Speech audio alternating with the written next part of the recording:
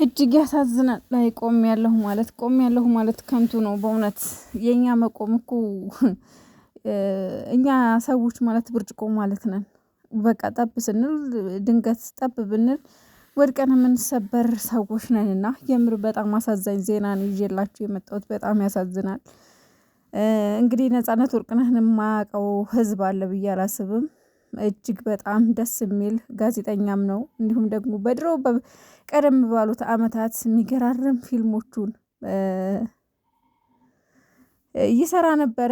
ስቲል እስካሁን ድረስ ይታያሉ የበፊቱ የእሱ ፊልሞች እና በጣም ያሳዝናል። ዛሬ እንግዲህ የምር በጣም ነው የደነገጥኩት። ተኝቼ ስነሳ ፌስቡክ ስገባ ነጻነት ወርቅነህ ሞቷል የሚል አየሁና የምር በጣም ነው ልቤ የተሰበረው።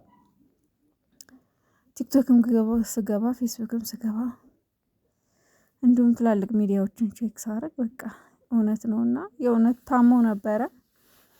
ወደ ውጭም ሄዶ ህክምና ምናምን ጀምሮ ነበር። ከዛም ተመልሶ ሀገር ገብቶ ነበር። እንግዲህ በዛሬው እለት አርፏል።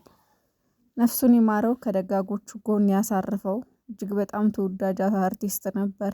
የብዙዎችን ጥርስ ፈገግ የሚያስብል የብዙዎች ደስታ ነበር ነፂ። እውነት ለመናገር እኔ በጣም ነው የማዝነው። በጣም ከኢትዮጵያ አርቲስቶች እኔ ብዙ የምወዳቸው ባባን